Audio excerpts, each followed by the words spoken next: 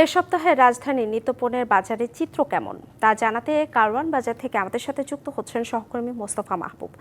মাহবুব, এ সপ্তাহে পেঁয়াজের দাম কেমন দেখছেন এবং জানাবেন অন্যান্য পণ্যের দরদামও কেমন? আপনি জানেন যে পেঁয়াজের বাজার নিয়ে গেল কয়েক সপ্তাহ ধরে এক ধরনের অস্থিরতা তৈরি হয়েছিল। দফায় দফায় এই দাম বেড়ে খুচরা বাজারে কোনো কোনো জায়গায় কিন্তু ৯০-৯৫ টাকা পর্যন্ত দাম ছাড়িয়ে গেছে। আমরা এই মুহূর্তে কারওয়ান বাজারে আছি। এখানে কিন্তু আজকে পেঁয়াজের দাম প্রায় সব ধরনের পেঁয়াজের দামই কেজিতে ৫ থেকে ৭ টাকা কমেছে। এই বাজারেও আমরা গেল কয়েকদিন আগেও যেমন দেখেছি ৭৮ টাকা পর্যন্ত সর্বোচ্চ দর বিক্রি হচ্ছিল। আজকে কিন্তু সেটি কমে ৭২ টাকা হয়েছে। যেটি দেশি পেঁয়াজ, ভালো মানের পেঁয়াজ, সেটি কিন্তু ৭০ থেকে ৭২ এই দামে বিক্রি হচ্ছে। আর একটু মধ্যম মানের বা কিছুটা নিম্নমানের পেঁয়াজ যেটি, সেটি কিন্তু ৬০-৬৫ টাকাতেও পাওয়া যাচ্ছে বলে বিক্রেতারা আমাদেরকে জানিয়েছেন। মূলত আমদানি শুরু হওয়ার বা আমদানির খবরেই কিন্তু এই দামটি কমেছে।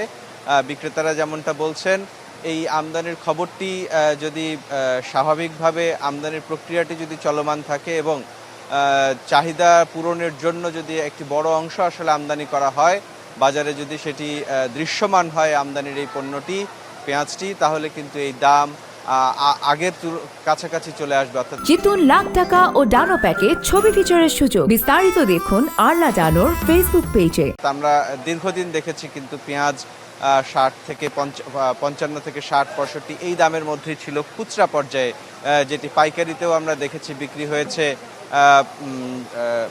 ৫০, ৬০, ৫৫ এই ধরে।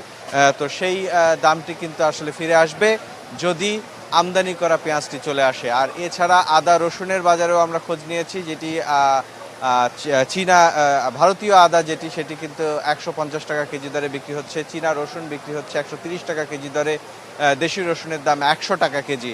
এছাড়া আলু বিক্রি হচ্ছে পাইকারি বাজারে ১৪ টাকা, ১৫ টাকা এই দামে। তো এই ছিল এখন পর্যন্ত আমার কাছে কারওয়ান বাজার থেকে পেঁয়াজ সহ অন্য সব পণ্যের দরদামের খবর। অর্ঘ্য। মোস্তফা, ধন্যবাদ আপনাকে।